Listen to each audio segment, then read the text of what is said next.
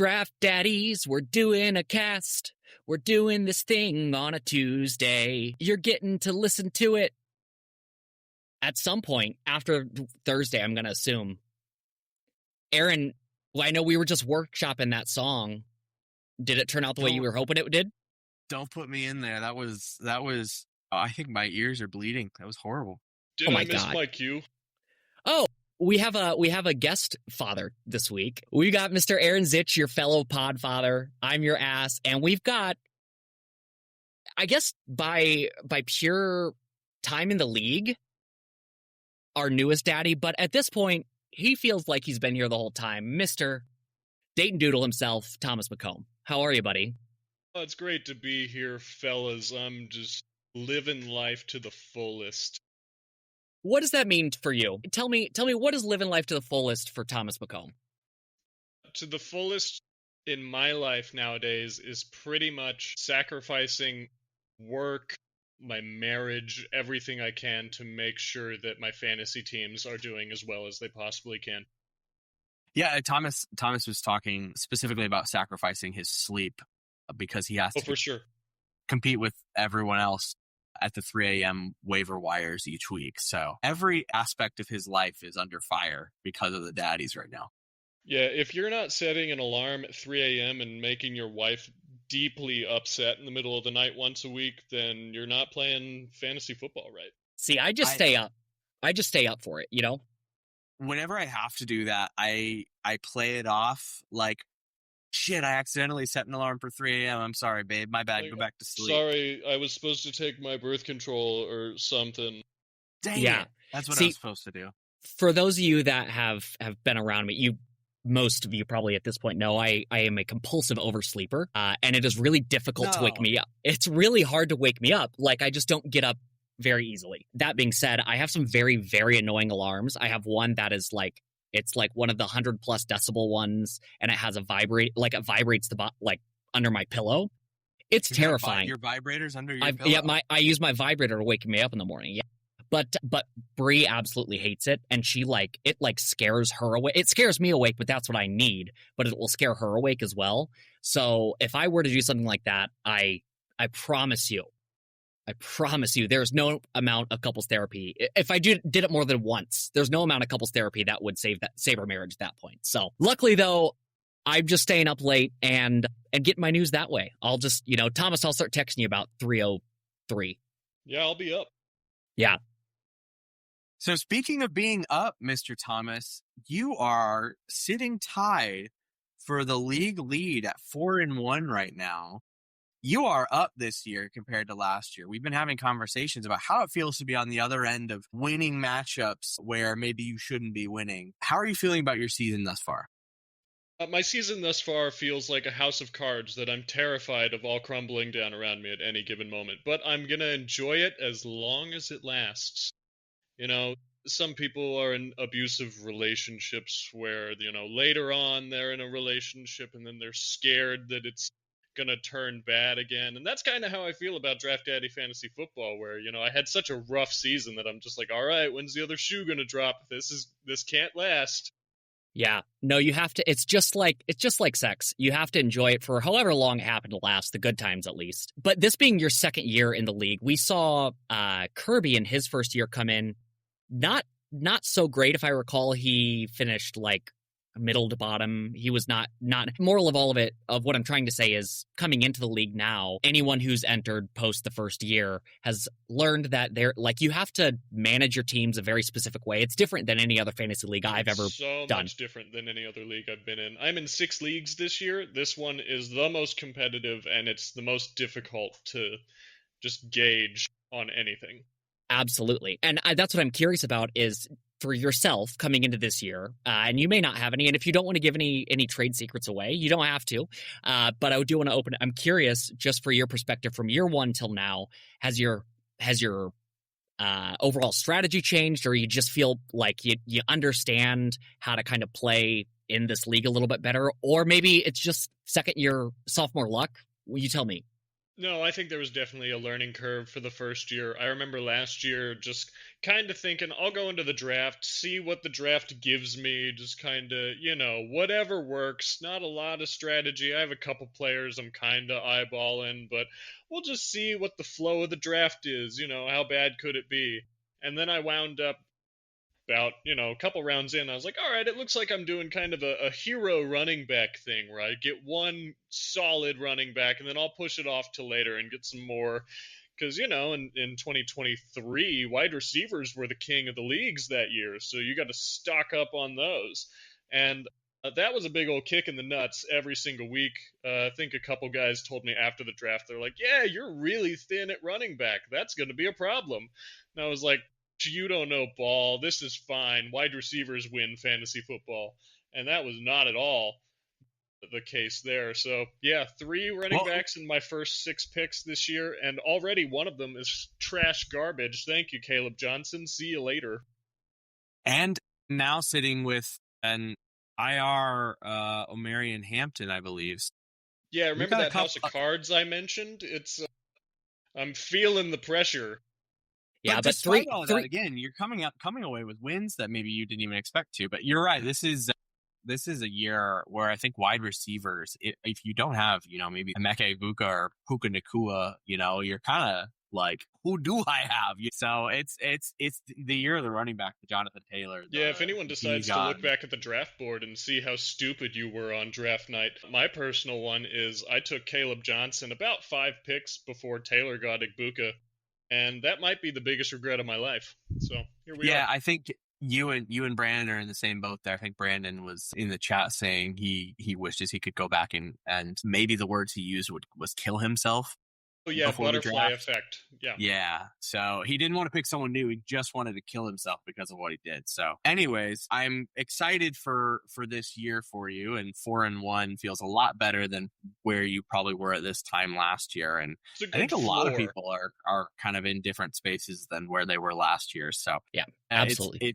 It's definitely an interesting year, but it is a very even year across the league. We were also mentioning there are currently 8 teams that are sitting at 3-2, which is absolutely absurd. 6 of the 7 in my division are 3-2. So there's anyone can win, anyone can lose, anyone can take over the top spot in any week. So it's a very, very winnable league at this point. And having 4 wins despite your point totals is, putting you in the driver's seat. Yeah. If Thomas, as you are a manager and owner of your team, where you're at maybe after last year compared to this year. Last year, you might have been, if you were looking at your coaching staff, you might have, and you were your owner, a real Jackie Moon situation, owner, player, head coach, you might have been considering firing yourself last year, but this year I'm sure you're in a different field. But what's going on with 69 hot dogs? I might have fired myself. Yeah, I think Chris is really he's been doing some praying. Anyway, we'll get back to that. But yeah, Aaron, you threw a note on here about firing some coaches and not firing them up, firing them down, baby.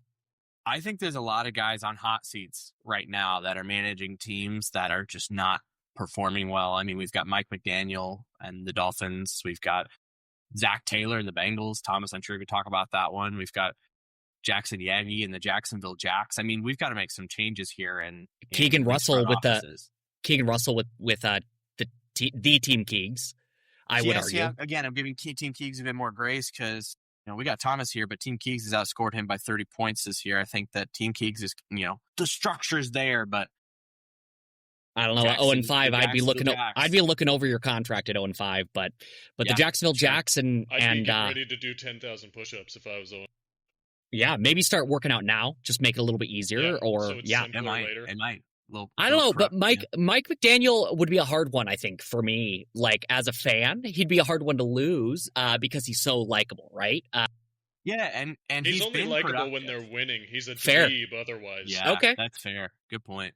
I think you can make the same. Annoying when he's losing. God, give us your thoughts on Zach Taylor. Zach Taylor, he's a terrorist. He's been holding my life hostage for several years. He gave us a small glimpse of hope with a Super Bowl run and then an AFC championship run. where the Kansas City Chiefs got 5 downs on a series to, win the game. And whatever it was, I've forgotten about it and forgiven it, I'm sure. But yeah, no, everything's been terrible since then. He's taken one of the best quarterbacks or athletes to, grace the league in a little bit and turned him into just an ER visit every other year. So, yeah, I'd be cool with, someone else. Yeah, speaking... Just to throw out the definition of terrorist real quick, is a person who uses unlawful violence or intimidation, especially against civilians. So, well, Joe Burrow is a civilian, and he has had a lot of violence used against him. I think that's intimidating the Bengals fan base. So, sorry, Aaron, go ahead. Yeah, no. Well, speaking of player coaches, man, we got Joe Flacco coming in. Perhaps Zach Taylor's out. Joe Flacco's getting the Jackie Moon role, right? He's leading the offense and the defense and special. He's coaching on the sidelines while he's not slinging the ball. Joe Flacco's he's a real lunch pail kind of guy, First one in, last one out. Sneaky athletic. He's just got some sort of unspoken leadership that, something about Flacco, man.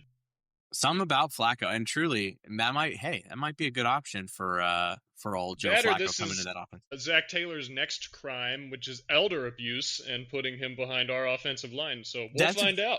Great point. How long do we give it before Joe Flacco is dead? I mean, that's a real question. Well, he did beat the Green Bay Packers a couple weeks ago, and that's where we're heading this week. So, but not with the offensive line. No, not at all with the Cleveland Browns offensive line. So there's a good chance Micah Parsons kills him this week, actually, now that I think about it. Yeah. Great. Maybe, who knows? There may even, I would argue that, depending how the game goes, it could even happen post-game in a stabbing. Yeah, that's definitely an option. Yeah, I don't know. With the Bengals are at this weird point where I don't know if I want them to try or if I want them to try for a top 5 pick. The AFC looks wide open this year, and here we are. I mean, Joe Burrow wouldn't be like, when is his soonest back? Is he out? Would he make the playoffs at all? I think it's like late December. It would be like. So, I mean, maybe the question would be, right? If you look, is it worth, like last year? I remember feeling this way with the Bears.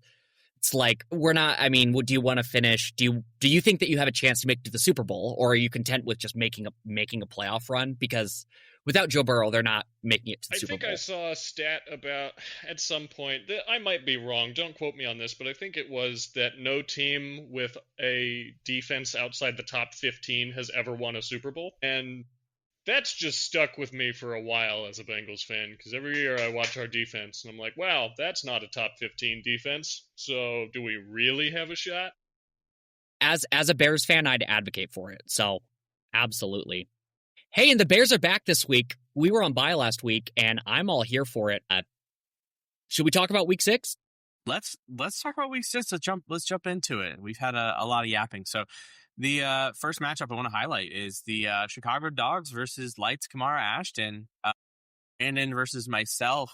I actually think this is going to be a really good matchup. I unfortunately have Nico Collins on bye. Nico's not really been that great this year, so I don't know how much different it's going to be plugging in Rashid Shaheed into that lineup versus Nico Collins. Both have been relatively touchdown dependent this year. What I love about Brandon's team is his Amon-Ra St. Brown is the highlight and is continually showing up every week. He's our wide receiver 2 on the year. And then Devon Achane has been what I didn't expect him to be. It has been a good, starting running back in the Dolphins offense this year. So he's got 2 pieces that are staples for him. However, guys that have been disappointing, Travion Henderson, Terry McLaurin, been out and about and hurt and not been that productive. And then Travis Hunter, who appears to be riding the bench this week because Hassan Haskins, speaking of Amarian Hampton, the supposed replacement for Amarian Hampton is his flex this week. I think this is going to be actually a relatively close matchup. I think my guys have a lot of opportunity to score big points. A lot of my guys tend to go for 20 or 25, like with Genty and Javonte and Jake Ferguson these days being tight end 1.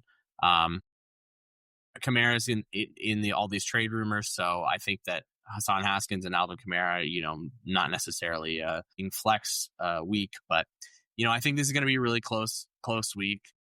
I think I have a little bit of an upper hand, despite not having Nico Collins. So I think it's going to be a lot closer than my matchups have been. Our dogs are 1-4. I'm 3-2. I think he's been unlucky, and he will continue to have success in this league this year, but not against me. What do you guys think? You've got a lot of good matchups just for your players going on this week. Mahomes has Detroit. That's going to be a game script where he's got to throw the ball Absolutely a whole bunch. Mahomes is averaging, God knows, a shit ton of rushing yards every week. Ashton Genty has Tennessee. They've been easy to beat on the ground. Absolutely, you're right. And Jake Ferguson against Carolina. Good night. Marvin Harrison, who knows what he is? Rashid Shaheed, who knows what he is? So, yeah, I mean, you got a lot good going there. You've got some boom bust, which out of those two could definitely save you. I look at Brandon's team and I feel like Travion has to get a chance, right? Like sometime that has to come. I'm an Ohio State fan, so I guess I'm a little bit of a homer, but like Ramondre can't hold on to a ball, and Travion's such an explosive guy. Like you drafted him, and he's a second round pick. Let's use this guy. I just don't understand the Patriots. But they're seemingly winning games. They beat the Bills, and they didn't need Travion. So it's unbelievable. But they are playing New Orleans this week, so he's got a pretty good matchup. Yeah, he's got a great matchup, but who freaking knows? Yeah. Sorry, Thomas. Did you give your pick? Who you think's got this one? I think I'm gonna have to go with Lights Camara Ashton on this one. It's very close as far as the projections, but I think on the field it's not going to be quite as close, just with the matchups this week that Aaron's team has to look forward to. Yeah, I'm gonna agree. I have one thing to say about this matchup, and Aaron, just your team in general. It's Jakey Ferg, and he love you long time, and he's such a lady, but he's dancing like a hoe in the end zone because he is absolutely everybody. You've been waiting for it, and he's shown that he has the ability to do it. I'm a Jake Ferguson fan myself.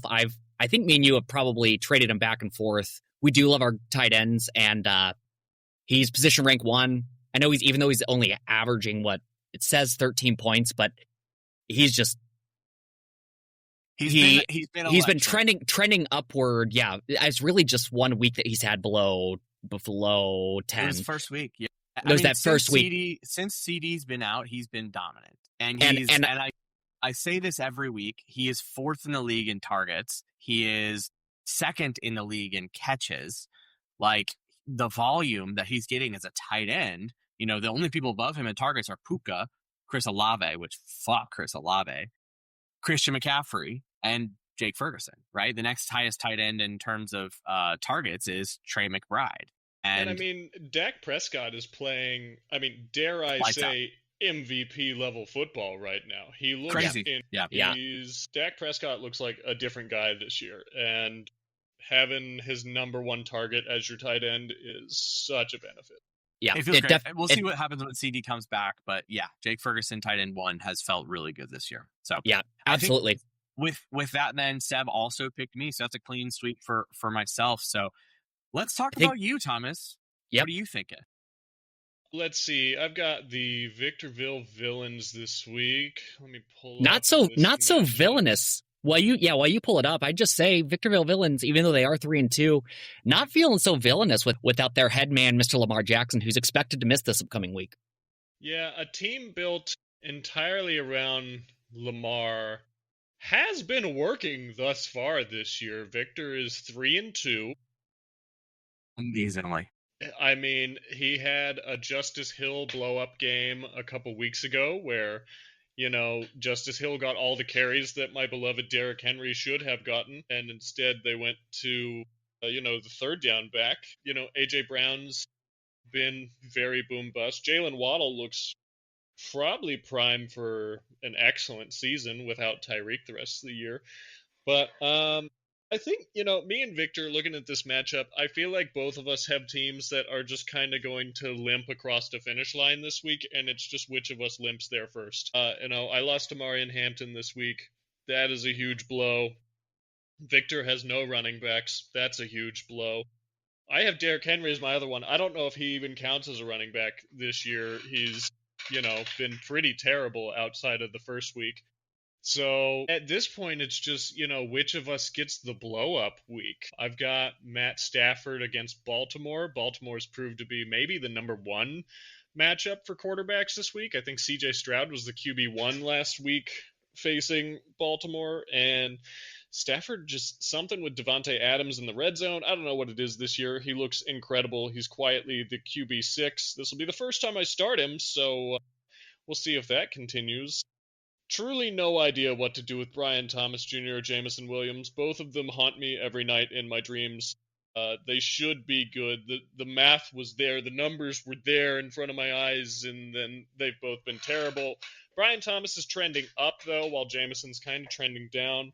Again, mentioning that really pass-heavy game script, though, in KC, maybe Jameson can catch one of those long bombs and give me a week-winning performance. Absolutely no idea what to do there. But at the end of the day, I've got Brandon Aubrey, and sometimes that's all you need to win a week. So I'm going with me, and we'll see. We'll see what happens. Yeah, you can't neglect the defense and a kicker in this league. You know that. And you've got the Lions as the number one defense, as well as with Brandon Aubrey as the number one kicker. And I think that's what's getting you across the finish line right now. You got the top kicks, despite everything else that's happening. I mean, Brian Thomas is coming off his first double-digit scoring week, which is crazy. Absolutely huge for me. He scored 10 points, so don't get too excited. But when you look at the villains, and still with Chris Rodriguez and Justice Hill, both of them returned to their normal roles with their big breakouts that they had the week before when Victor played them. I think this week depends heavily on whether or not Lamar and Jaylen Warren return. Both are questionable, not guaranteed to return. If both do return, I think that this is a close matchup. I think without both of them returning, this is Thomas winning. So that's going to be my prediction, because I don't think both are going to return. So I'm going to give this one to Thomas. The Ravens do have a bye week following their game against the Rams this week. Down. It would not shock me if they want to sit Lamar for one more week and then have the bye and then have him fresh out of the bye. And God, what are the Ravens going to do this year? I have truly no idea what they're going to do the rest of the year. Yeah, I have no idea. And I honestly have very little care, to be honest. But I know that we've done this in the past. I'm going to put Aaron almost exactly what you said, I think. But I'd say contingent if Lamar and Jaylen, if both of them play, I do give this one to Victor without. But if it's one or the other, or obviously neither, really any other way, it's going over to you, Mr. Dayton Doodle himself. And even if I think that it's close, but I think you continue to fall on the same luck, and you put one last card, maybe your ace of spades, up on the very top of your house of cards to go ahead and get to 5-1. And I love it. I have to catch a couple L's to get back to Marion Hampton being healthy and Derrick Henry having a good game script with Lamar, then that's just what I'm going to have to do. Sometimes you got to take one on the chin to, get to the playoffs at the end. Yeah, well, and when it really comes down to it, for you versus, at least you have Derrick Henry. When you look at Vic's running back without Jaylen Warren, I mean, even with him, arguably it's not great. So, yeah. I mean, the one big thing I will say before we move on about Vic is Jalen Waddle had a great week as the wide receiver. Awesome. As the wide receiver 1 in Miami. And he's going the Tua Jalen Waddle stack this week. I love that. But AJ Brown has just continued to be atrocious. I mean, still hasn't really done anything on the year. So again, I think that there's just no blow up potential for Vic, but there's Derrick Henry can be Derrick Henry. George Pickens has gone for 30. Jameson Williams can catch a long ball. Darren Waller's been getting 20 these last couple weeks. I think there's so much more potential on the Doodles right now. So that's where I'm going. And Seb, kind of similar to everything we've been saying, Seb's pick was that you both lose, right? So okay. He said in parentheses Thomas. So you are on the positive end of the loss there. So you scrape away with this one. Yeah. Well, moving into our next one, do you want to talk about somebody else who, along with Thomas, has kind of fallen into some luck, and that is Rice Krispie. We were giving him some absolute flack last week, but he pulled out another win. Believe it or not, his point differential, he's got 461. So Thomas, even in your situation, you're still outscoring him by 30. And Chris is 3-2, and he is lucky to be there, as opposed to Team Keegs, who is on the opposite end, 0-5. And he has had 514 points. So when you look at points for, points against, Team Keegs is right there in the middle, as opposed to Chris, who's at the very bottom. So super unfortunate for Team Keegs as they match up this week. One interesting takeaway from the very get-go that I will say is Chris, it looks like as of now, if Brock Purdy's potentially coming back this week, but he's putting Dak on the bench, who is position rank 5. He's been averaging 20 points. We just talked about Dak and how elite he has been. I'm curious about that call. I'm curious if he changes that. Maybe after hearing this, maybe he leaves it. I don't know. The other one is Xavier Worthy being back for Kansas City. This will be his third week back. They've shown that they're going to continue to use him. And Kansas City's not as dead in the water as I thought they were going to be a couple weeks ago. I'm sure most of us thought they were going to be. Xavier Worthy needs just lose to Jacksonville. That feels a little dead in the water. That was one of my favorite NFL losses I've ever seen in my life. It was the funniest way that the Chiefs could lose, and I loved it. You know, I have to be honest, I did not watch. I know the outcome and I know what happened, but I didn't watch the game because the Cubs were getting destroyed by the Brewers. But it's a postseason baseball, so I had to watch it. But it does I think all of our hearts, except for Chris Collinsworth, it does everybody's heart pretty well to watch Kansas City struggle. But absolutely, now here's a guy who knows ball. Yeah. That being said, and they're going up against Detroit, which I would not feel great about. That all being said, though, I just want to call out one thing for Team Keegs, and that is David Montgomery. Demont, as he's been averaging 13 points with a touchdown, a very startable, maybe not your RB1, but a very startable running back in our league this year. And we've given Keegs, and he's given himself so much shit about it, but gotta say, it's not been as bad as it could have been. But no, it's not. He's right now running back 15, but 2 weeks ago he had 1.2 points. You know, first week he had 6. Yeah, it's very touch. 3 weeks ago. 29 against Baltimore. That. But like that's the difficulty with this like 50-50 split backfield. You never know. So it is very touchdown dependent, I think. Kansas City's tough to run on. And arguably one like is Zach Charbonnet, who is an RB2, not really in a handcuff, but is averaging like a few more points. Is he a potential flex in our league? I think that Vic would take him in a heartbeat. But that all being said, I think Team Keegs walks away with this one and gets his first win of the season, and Chris evens it out at 3-3. I couldn't agree with you more. Jaden Daniels came back. He didn't have his best game, but was a very serviceable start for Keegs. Demont looks great. J.K. Dobbins is commanding over R.J. Harvey. I mean, Jamar Chase is starting to ball and now has Joe Flacco, who's going to have a lot more volume than Jake Browning, I assume. I remember watching Flacco provide a 50-point game to Amari Cooper a couple years ago. Yep. And not saying that's going to happen, but Jamar's either getting you 5 points or 35 points, and there's very little in between. I mean, Jamar is coming off of some, like a great performance with 2 touchdowns and 100 yards this last week. And I think, again, there's a lot of potential for a high scoring game with Green Bay as well. So, I mean, I'm looking at his whole roster and I'm like, all of these guys can really blow up. You know, he's got Devontae Smith on the bench right now too. Yeah, I mean, he's got a great roster. He's got Woody Marks, who's a running back. Storylines we haven't mentioned here. This is Jahmyr Gibbs versus David Montgomery this week. That's a fun one. Great point out. We've got both sides on here. Obviously, Jahmyr. Which one finds the end zone against KC? It's tough to do. Well, Jahmyr tends to obviously be a lot more consistent and gets a lot more usage in the pass game too. So in terms of like who would I play, it's obviously Gibbs. But I mean, I just think Keegs' lineup, Tyler Warren is insane as well. Steal. Keenan Allen's revitalized. Keegs has been unlucky to not get a win up till this point. I think Chris has maybe gotten a few lucky wins. And, you know, again, not putting anything against Chris's roster, but he had Xavier Worthy out. Chris Olave is getting a ton of targets, but not a whole lot of anything out of it. So I think this is a great matchup.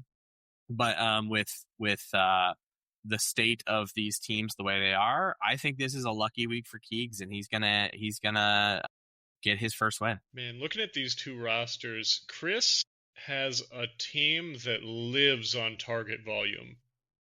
I mean, looking at Chris Olave, he's one of the target leaders this year. Mason Taylor had 12 targets last week. Jacoby Myers is getting a ton of targets and doing very little with them. Yeah, he's not. I'm a Jacoby Myers owner in another league, and it has been a terrible ride because he should be good. He's been good in the past, but, he's turning 9 targets into 5 points every week. Yeah, man, I feel like I gotta go with Keegs getting his first win this week. Like, looking at his roster, it's so much better than 0-5. He should probably have a kicker. I imagine he'll want to get one of those before the match, but I think I gotta go with Keegs finally finding a win. Maybe shaking some ghosts off his shoulders here. I love it. Unfortunately, our commissioner has made it so this is not a clean sweep. He's going with Chris. So speaking of our commissioner, that's probably what's going to happen. Probably. Yeah. And Chris should really take this. I just looked back, and I have not picked Chris to win one time this year, and he's sitting 3-2. So maybe I just, for his sake, just don't choose him whatsoever. I also have not chosen Team Keegs, which is interesting. So Chris, sorry to not be backing you up. These teams are the mirror images of each other. Are we seeing this? Jahmyr Gibbs, David Montgomery, T. Higgins, Jamar Chase, R.J. Harvey, J.K. Dobbins. That's crazy. What are these teams? It's a goddamn timeshare here. That's crazy. That's funny. Yeah. Well, again, our commissioner ruins our clean sweep, and I don't know if you can trust anything because he's on a losing streak right now. Conkamilati versus Sir Coxalot, both of these guys are on losing streaks right now, unfortunately, and both of which are looking to get a win. And maybe, again, they're middle of the pack right now, but Cox is coming off of 2 losses in a row and now has fallen down from what we thought was going to be a stellar season with Mike Evans being hurt and Bucky Irving going down. He's had to fill some spaces, but looking at these two rosters, it's crazy looking at how powerful Kirby's team is. I look at it every time, and it blows my mind that he has Jonathan Taylor, he has Bucky Irving, he has Quentin Johnson, who's wide receiver 8 with Justin Herbert, in that he's getting all the volume. Although they've slowed down a bit, but I love Kirby's team, and when you have Jonathan Taylor, who's far and away the top running back this year, I mean he's got 30 twice and then 28.5 as well. Like he's insane. So it's one of those rosters that you're scared to play every week. On Seb's side, Ladd has not seen the volume that we expected him to see out of that Chargers offense, but did come away with a touchdown last week. I think it was a 1-yard touchdown, but hey, it counts. And then Scatterboo has now, put up 4 double-digit weeks in a row and has taken over that Giants offense. Saquon has not quite been Saquon, but has had some decent weeks here and there and is running back 9. But really where I think this week could be won or maybe lost is with the wide receivers. Can Debo continue his kind of hot streak over these last 2 weeks? With Jaden Daniels returning, he looks a lot better. But Debo and Quentin Johnson versus Cortland Sutton and Ladd McConkey, I think these are, Cortland has been, very serviceable over these last couple of weeks. But QJ and Debo, I think, are great options at wide receiver, in addition to having Kenneth Walker and Jonathan Taylor and your running back slots. Plugging in Michael Carter will help, right? He's the number 1 guy in that Cardinals backfield. However, it's the Cardinals offense, so you can't get too excited about that. I think that this is a great matchup. I actually think that this would be potentially a matchup of the week, but one of these guys has to win, and one of these guys has to lose. And so I think it's going to be a 115-point scoring affair for both of them. But it's going to be Kirby, in my opinion. So I'm giving this one to the Cox. It's really interesting. That's a really interesting take that you think that it's going to be that high scoring. I think that the potential is there for sure. What's missing what's missing from this formula of it being a high scoring game is I just don't see Cockpilati, Seb has struggled to score points these last couple of weeks, and Yes. I think that a lot is to be said about where he's at. And for the first time, I'm going to call it out early here. For the first time, maybe ever, Seb is picking against himself. So is that his way of saying that he's firing himself as head coach? Maybe. I don't know. But if Seb's picking against himself, I can't go with him. So I'm going with Kirby on this one as well. I like Justin Herbert against Miami and just the Chargers against Miami in general. And we know that he's a big Chargers guy over there. For being a Vikings fan, he sure looks like a Chargers fan in fantasy. I'm going Sir Cox-a-lot over Conkmelati. Maybe it's time for name change, Seb. Yeah, we're looking at a couple of rosters with a whole lot of just get right games on the line. It feels like, Justin Herbert needs a get right game. He's lost 2 in a row. He just lost his running back, RIP my team. And now without, a clear starting running back on the Chargers, I feel like Justin Herbert is going to they're going to lean on his arm and they're going to let him sling the ball against Miami hopefully for the Chargers, put Miami in the dirt and, maybe get rid of Mike McDaniel. Who's to say? But, Jonathan Taylor looking at Arizona, he's probably going to have 1,000 touchdowns or something. I don't know. That just seems to be what Jonathan Taylor's doing this year. Ken Walker has a weird kind of bit of usage this year. But then on the other side, Drake May has New Orleans. Drake May feeling like the biggest dick in the league right now, coming out of beating the Bills on prime time. Now he gets to stroll into New Orleans. That's got to feel real good for Drake May. Saquon Barkley and Cam Scatterbo facing off on Thursday night. I feel like we're going to have a real good feeling for where this match is going, by Friday morning, depending on how Scatterbo and Barkley do on the opposite sides there. When Ladd McConkey caught that touchdown this weekend, I threw something across my living room thinking that might be it for me. But, it wasn't. That felt cool. But anyway, Cortland Sutton is doing very well this year. Man, this is a tough one. Dicker the Kicker's pretty good. Well, I feel Go like ahead. I'm gonna be against the grain. I'm gonna go with Seb on this one. Seb would have given me a nice fat L if he had started Michael Carter or Travis Kelce last week. And I believe day of he switched to Alec Manor and saved my week. So I think he's got a good enough roster to pull this off. We'll go with Seb this week. All right. You're paying back the good karma you have received, right? Yeah. Giving him the win the next week that you stole from him this week. It's a little bit lesser karmatic justice, but I'm sure he'll take it. One thing I've never seen before, which is insane, actually, is looking at this Seb's starting lineup with no changes as it sits right now. He's projected 104.550 to the 100th, and then on his average, his team is averaging 104.50 as well in the season, which is just interesting that he is his average and his projection, even though player by player they don't line up. I just think it's funny little. I love when there's a little playful math numbers. Nothing if not consistent, which maybe is a tune for our next matchup, which I'm going to hand over to Thomas. But we've got one guy who's consistently losing. The next matchup, oh boy, this looks like the Crawdaddies taking on the Jacksonville Jacks this week. With a name change, but I don't even know, do we call it out and make a big deal about the name change because it's a retro name? I don't know. Maybe not the name change because we're going back to better days, but specifically a logo change. And did not have a logo previously, or he did, but it didn't fit the scheme of the Jacksonville Jacks, but now we've got the Jacksonville Jacks with the Jacks logo, and I absolutely love what we've got going on. Man, it looks like Peyton's rostering half a team right now. He's got 2 empty spots in his starting lineup. I'm sure he'll find a way to fill those by the end of the week. Man, the Jacks have fallen on some tough times this season. They've got, Indiana Jones captaining them at quarterback, which, he's been fantastic, but then Chase Brown has been one of the bigger busts of the draft. Losing Joe Burrow makes the entire Bengals offense absolutely poo-poo dog water, and Chase Brown has absolutely been the ass end of that. going into Green Bay. I can't imagine that's going to be a comfortable matchup.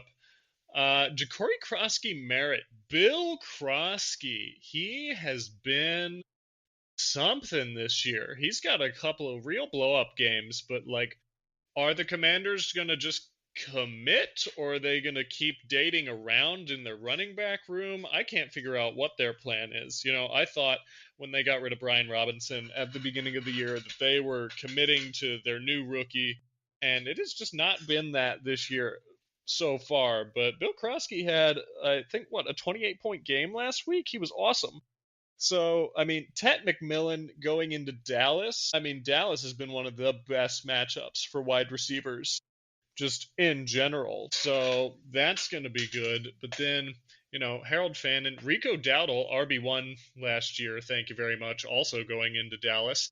This could very well be a closer matchup than maybe we anticipate. Peyton needs to figure out a defense and a kicker at this point still. But, I mean, Tucker Kraft hopefully coming back from injury after the bye this week. Going into Cincinnati, yeah, that's a great matchup for Tucker Kraft. Trey Tucker could be anything on any given week. Who's to say there? These are a couple of teams that I feel like this is closer than it probably will be. Currently, without a defense or a kicker, Peyton is projected to lose this. The Crawdaddies are projected to catch an L here. But, man, something about just Josh Allen on your bench gives you absolutely a chance any given Sunday to just destroy your opponent. And so I think I got to just stick with the Crawdaddies here. It's tough to be the Jacks, but, man, they've got an uphill battle with what's going on here, and I think the Crawdaddies will probably take this one home. Yeah, I mean, I will point out some positives. I think the Jacks, outscored their average last week despite still losing.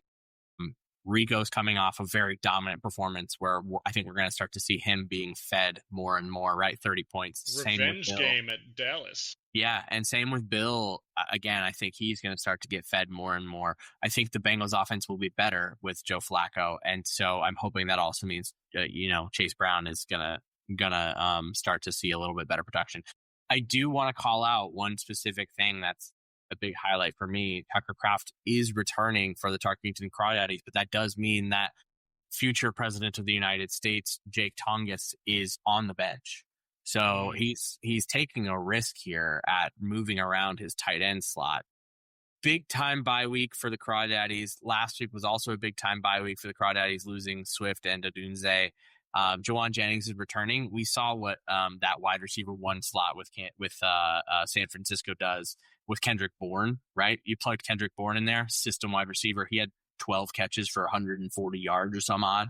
Jawan Jennings can be that guy and plug right back in. So I think the Crawdaddies unfortunately have a lot better prospects this week, picking up a defense and a kicker off the waivers than the Jacks do. But I like what I'm seeing from the Jacks this last week. And I think this week they're also going to outscore their average again. I think it's in a name, right? The Jacks are back. And so maybe we'll see him return to form. But unfortunately, I think this is his sixth loss of the season, and I am still going with Peyton. That was a lot of build-up for Jack just to take it right away from him. I said he looks better. He looks better. I'd like to point one thing out. Jack, if you're listening, thank you for listening. The other thing, the Ravens defense is averaging negative points this season. It's fine to get another defense. The Ravens are not a good defense this year. You don't have to have them. That was actually going to be my very first thing that I was going to say was it's time for a new defense, Jackson. Defense 32, averaging negative points. Literally there's 31 better defenses. Let me read this because this is wild. Their first week, -7 against Buffalo. Second week, put up 15 on Cleveland. Awesome. Then have been -6, -3, and -4 these past 3 weeks, and are now going up against the Rams this week. So, God, I hope Jack is picking up a new defense. I mean, are any of those, if he had started a different defense that didn't have negative points, would he have won any of those matchups? Would it have mattered? He was averaging 70 some before. I mean, maybe, but he still would have been in the bottom. Nonetheless, it couldn't hurt to have positive points in the defensive slot. Nonetheless, I mean, if you consider if he can keep up with if he can get his new average up to 80 and get that defense changed around, maybe he can flirt with the 90. And that, as we know, 90s can win games here, can win matchups here. That all being said, though, I don't think I like that Jack is actively. It looks like he's maybe in the market. He's obviously watching waivers, but it sounds like he's in the market. Throwing some trades out there. I got one myself. I know Aaron. We won't talk anymore. No, we'll just leave it at that.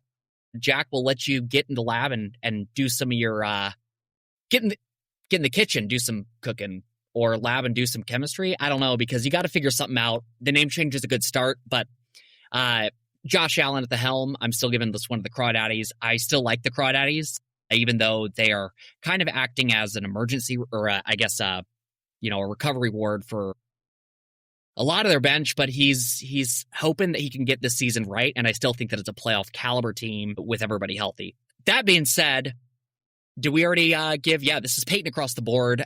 Sorry, Jack, but maybe by next week, Jack will give you one. All right, our last matchup before the one and only, but we have an old, this little throwback to some old roommate matchup, right? This is 2 in a row, but we got the Muncie Monstars and the Bald Bison, Taylor and Matt Kreutzer. The Muncie Monstars, have it's been a lot more ups this year than downs. And the question is there going to be a down on the roller coaster for Taylor this year? I don't think it's going to happen this week. That's just me. Jalen Hurts he's position rank 4, averaging right at that 20. He knows that tush push or not, he's going to put up some points.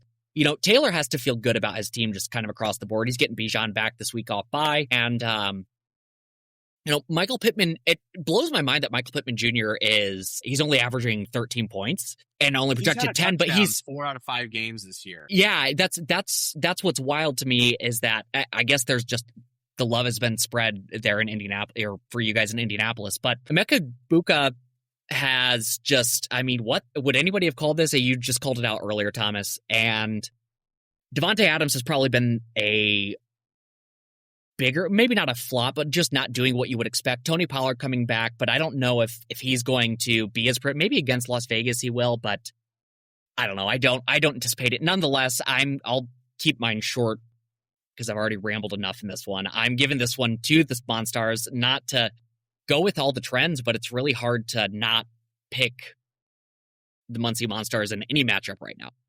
Yeah, I think this is one of the best rosters in our league, and he really hit on 2 of probably the best rookies that we would have had this year, right? With Quinshon Judkins and Egbuka. Judkins is the workhorse in Cleveland, and so he kind of nailed it with some of these picks. And so he's sitting with Kyron, Judkins, and Bijan as his running backs, right? He's got Bijan sitting in his flex position right now. I don't think there's a better running back room in the league than the Muncie Monstars right now, and arguably some of the best receivers as well. So add Jalen Hurts on top of that. It's tough to beat.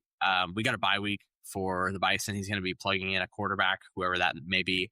But the big one is Justin Jefferson is on his bench this week because he's on a bye week, who is coming off 2 120-yard weeks in a row. He's had a lot more luck with Carson Wentz in that position, throwing to Justin Jefferson, but we're on bye. Trey Benson's on IR. Stroud's not going to be in the lineup. I think, we're playing Chris Godwin, who's got 4 points in back-to-back weeks since his return.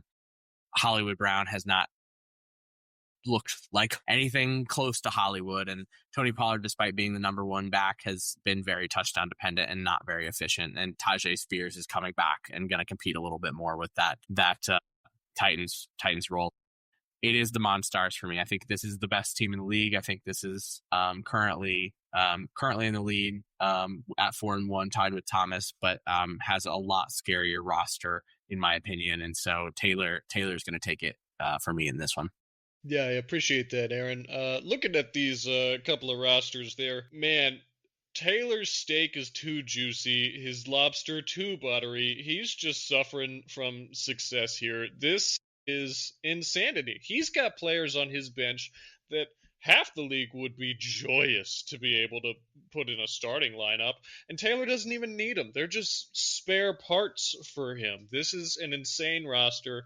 I've been looking at the Bison over here and trying to sell myself on a case for the Bison this week. James Cook has been fantastic this year. He just had a bit of a stinker against the Patriots this week. Maybe a little bit of a get right script here in Atlanta. I think the Bills just took one on the chin in prime time, and they are going to be looking for blood this week. So we'll see how James Cook is looking. Same with Dalton Kincaid there. Those are I think those are the two leading touchdown scorers in Buffalo this year. Chris Godwin's, he's got the target share that you would expect for Chris Godwin. He's getting the targets, and Baker Mayfield targets are worth a lot, but he just hasn't been able to, turn those into production just yet. Devontae Adams, I think he's way outperforming what any of us anticipated. Devontae Adams fell very far in this draft. The Bison picked him up. He's the wide receiver 14 right now on the season. He's had, I think, 3 touchdowns in 5 games. He's looking pretty good. He's helping Stafford. And he's going into Baltimore, where everyone is just eating. So I'm trying to sell myself on the Bison. That said, the Monstars take this one. Sorry about it. That will make it a clean sweep because Seb is also taking the Monstars. Monstars are looking monstrous. Yeah, tough week for the Bison. Boys, you know what time it is. 9:21. Aside from it being 9:21 p.m., it's time for your matchup of the week. And we've got... Matchup of the week? And we've got a very special matchup this another week. roommate head-to-head. Yeah, we've got a Anderson assault here with the G-Train Rats and the Asheville Amphetamines, 2 out of townies, right? It makes total sense that Dunn Hall had rats that you were living with. That's exactly. It should be the D bats. Hall rats. Actually, they were bats, and Peyton and I we found a dead bat and lived with it for a whole semester. Fun fact. I was in Dunn Hall one time, and I saw a squirrel run out of somebody's room, and I said, "Is that a squirrel?" And about 12 people stuck their heads out of their dorm rooms, said sugar glider. Sugar glider. Yeah, I was going to say it was not a squirrel. It was a sugar glider. No, it was a sugar glider. They grabbed butterfly nets from God knows where, and a huge hunt began as they tried to catch this little sugar glider. And I was just trying to do one of those freshman year business door-to-door sales projects. But no, I didn't get any sales because the sugar glider derailed all of my customers in that Dunn Hall. From what I'm reading about Dunn Hall is there's an inconceivable amount of rodents of varying species, which, I have lots of questions I want to ask them here. I have been told by my wife I would have been a Dunn Hall guy if I had gone to Anderson. Yeah, well, I could Aaron, see you thriving in Smith. No. Well, yeah, Aaron, being a lifer for Dunn Hall, you would have probably been right across the hall from Peyton and I, and we would have had a good ass time. We would have had a good time. We'll leave those Smith guys to smith it up over there. But we've got a Dunn Hall matchup. You would have had a great time jerking each other off over in Smith Hall with me. And that's why I know. Straight. Well, speaking of jerking each other off, I know that it's happened once or twice in this matchup, and so we'll see if it happens again this week. But we got the G-Train Rats and the Asheville Amphetamines. I want to highlight this one as the matchup of the week because we've got a guy in Glenn who I love what I'm seeing out of him. I love what I'm seeing out of his roster. He's finding ways to win. It's not the Glenn of old. It's the Glenn of new. And he's in a season where he's 3-2 and he's scoring points and he's got a decent roster. I love what he's got going on right now. And then you've got your ass who is on a 3-game winning streak. Started the season really slow, but now has also one of the scariest rosters in the league going up against each other. I think that this has the potential to be a season-defining matchup for both of these guys. I want to step on the gas here with looking at quarterbacks and who's leading these teams. For the Rats, you got the pick of the litter. You got 3 different quality starting quarterbacks. Don't ask me why he has 3 quarterbacks on his roster, and every week he's playing a different one.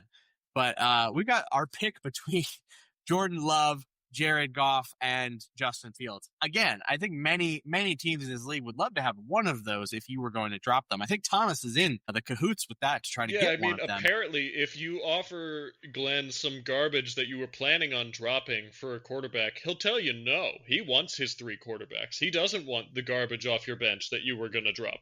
So, yeah, but what I will say is Justin Fields has looked awesome this year. He has had 25 points plus 3 times. You have major rushing upside, and I don't know where they're playing, but they're playing Sunday morning overseas. So I think Justin Fields is a great play here over the other 2. And then we got Caleb Williams, who also has looked great this year. I know that Blake has been really high on his guy, and he's had phenomenal games of like 4 touchdowns and 300 yards. He's had decent games of like 200 and a touchdown, and it's looked a lot better. And he's coming off fresh off his bye against Washington.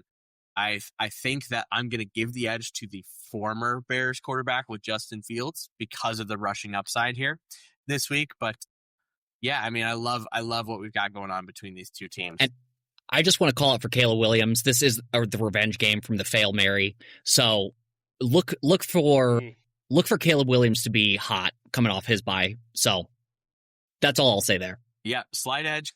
It's Justin Fields, in my opinion. But and Thomas, tell me what you're seeing in these running backs. But I'm gonna advise that Josh Jacobs will likely come off. Yeah, Josh Jacobs is gonna make the roster. Whether the Rats go with Ramondre or Kareem Hunt on the other side, we'll see.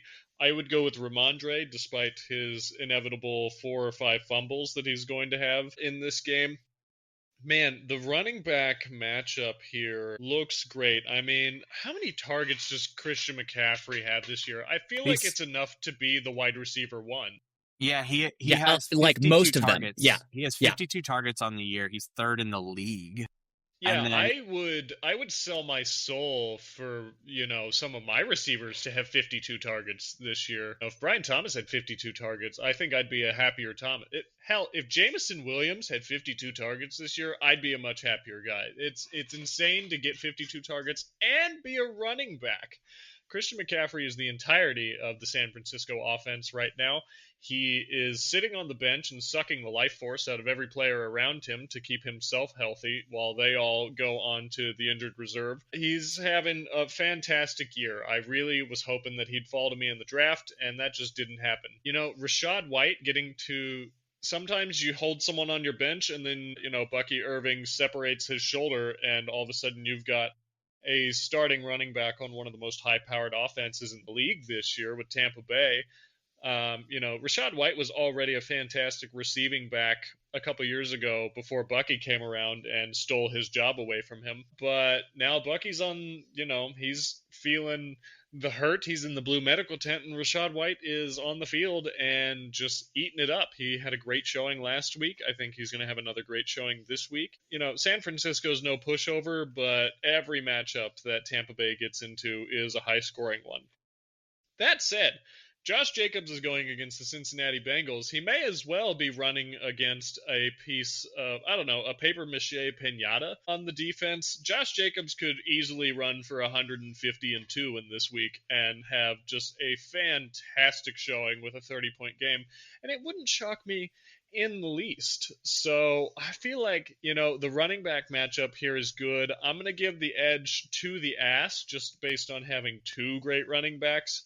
But, Josh Jacobs against Cincinnati could easily put up just the numbers of 2 running backs this week.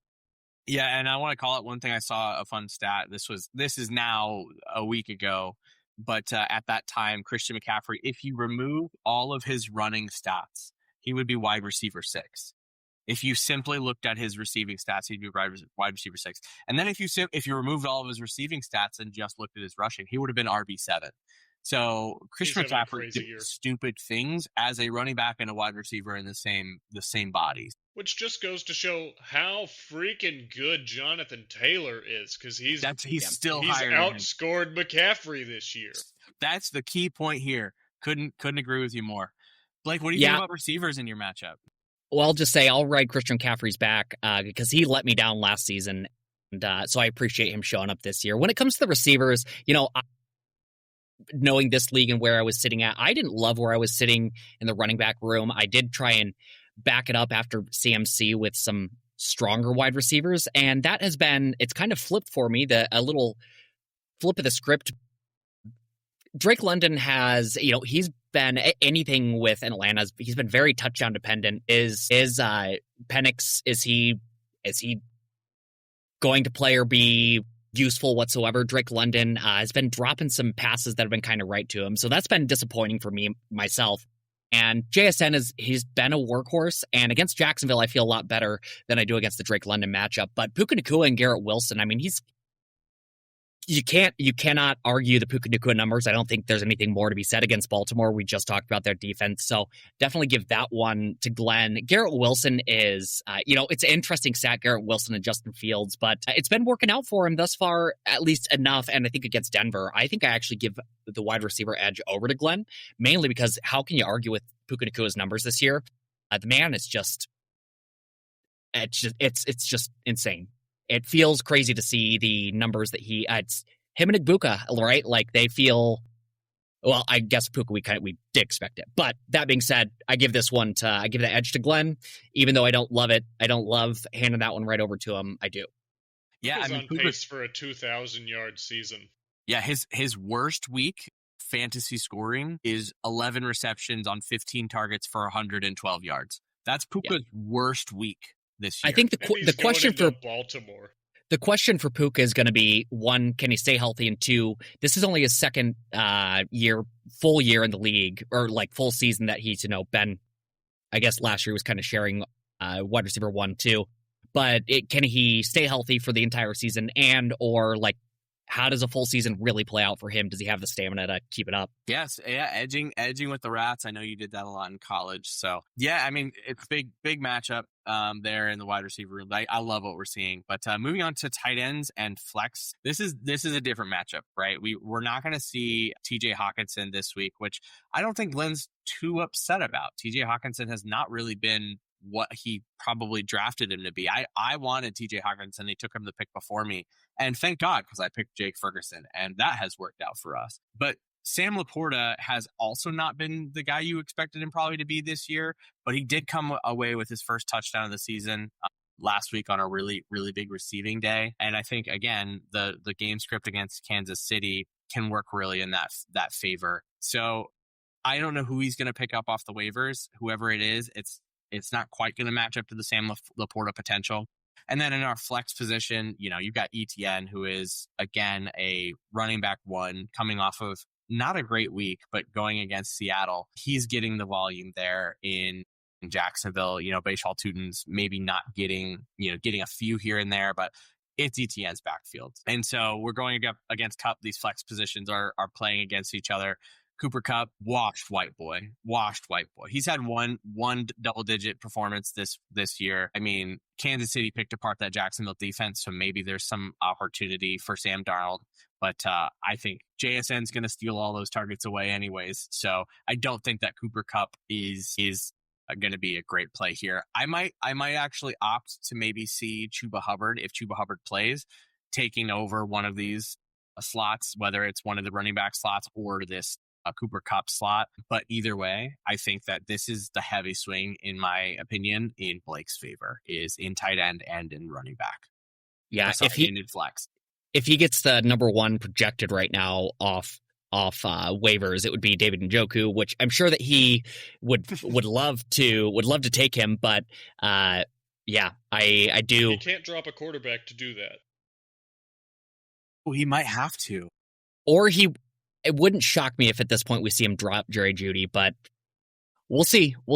Yeah, defense and kicker. Thomas, take us home. Man, as far as kickers go, neither of them are Brandon Aubrey, so I don't know if there's a whole lot to say on kickers other than, if they're not Brandon Aubrey, then they're not Brandon Aubrey. Defenses, though, man, when you think about the Jacksonville Jaguars defense and you think about the Philadelphia Eagles defense, you think Eagles good, Jaguars bad. But when you look at fantasy points, Jacksonville is tied with the Detroit Lions as the number 1 defense on the year. And then, the Eagles, still very respectable, are at the number 9 defense on the year. They're making plays. They're blocking kicks. They're returning fumbles for touchdowns. They're having a good year. The Eagles have a nice little matchup with my sweetie honey, Jackson Dart.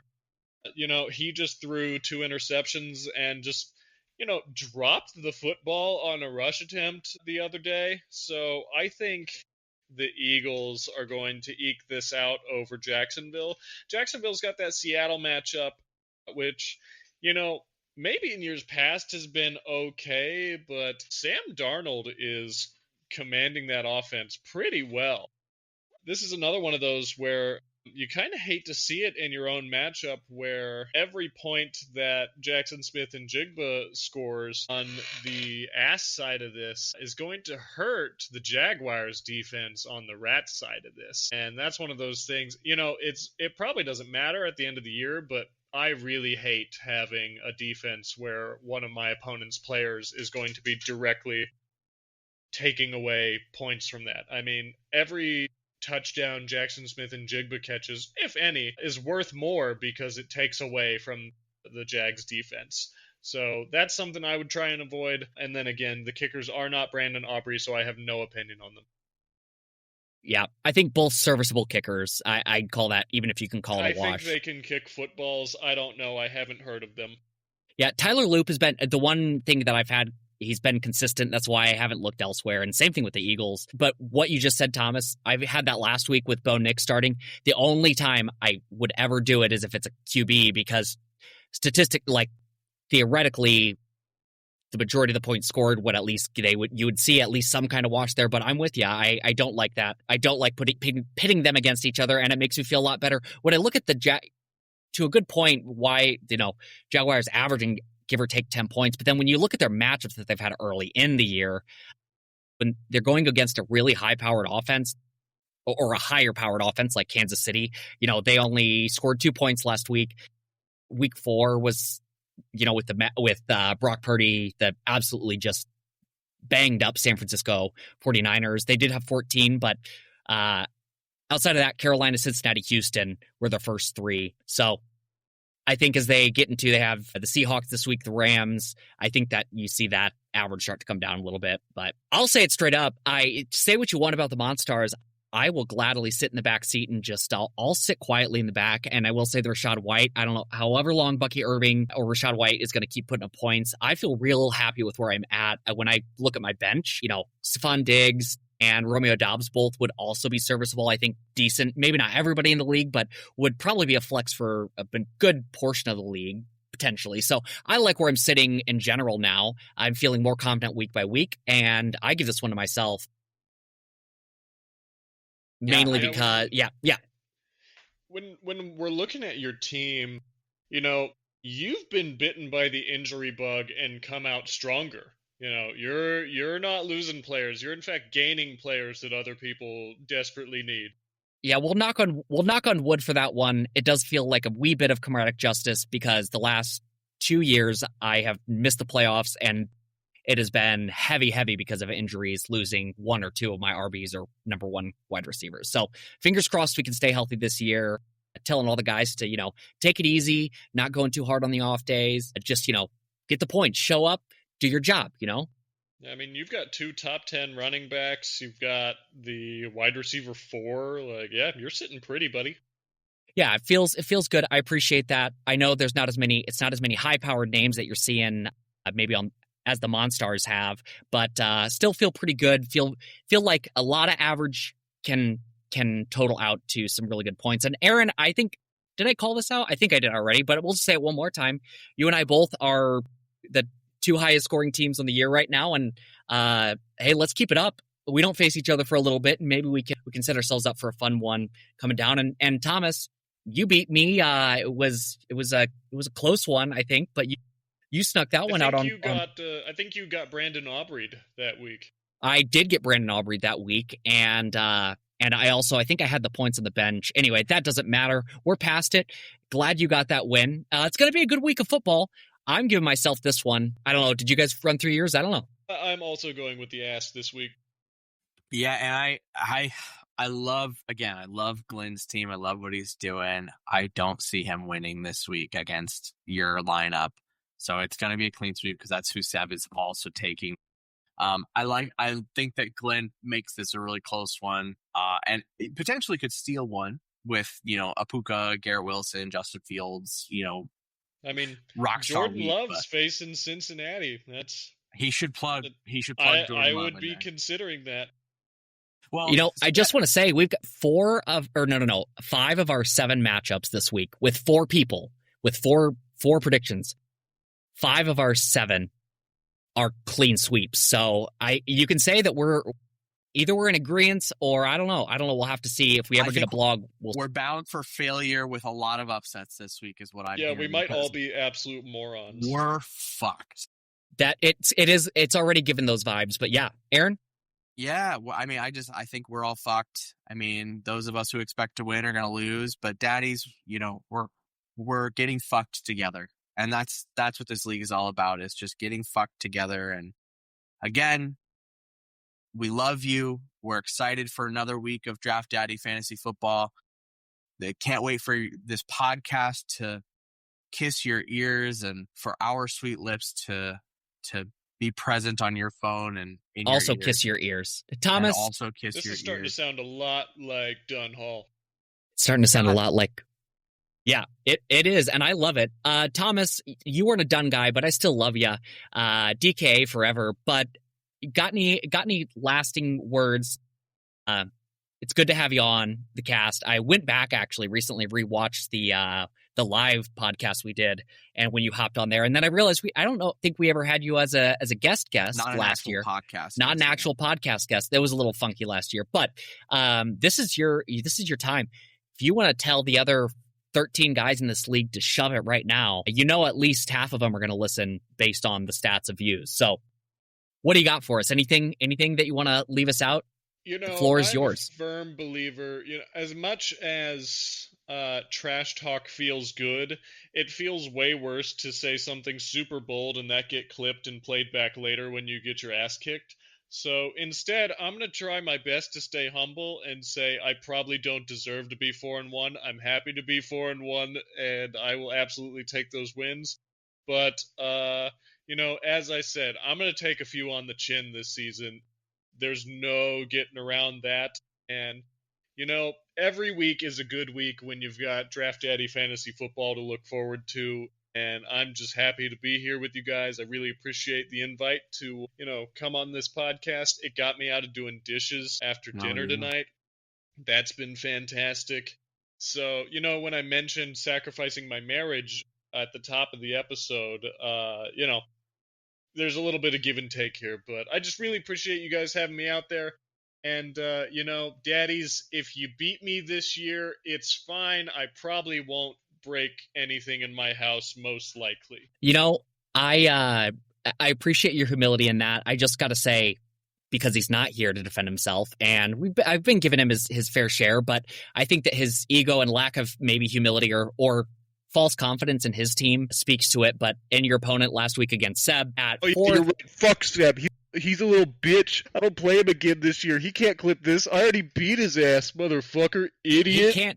And at 4:37, when Ladd McConkey did get that one touchdown, that's when he chimed in for the first time of the day and said, "Conk me, laddie." And then he was real quiet and has been ever since, and didn't pick himself. He's trying. So I don't know. Maybe he's trying the humility route. I respect it. Thomas, thank you for being on. Aaron, what do you got for us? The suicide pact might be on for Seb and for some of us the rest of the year. Daddies, we love you. Thomas, thank you for joining us. We're so glad to have you. Daddies, can't wait for you to listen to this. Can't wait for another great week of fantasy football with you all. And we'll talk to you soon. We love you, Daddy.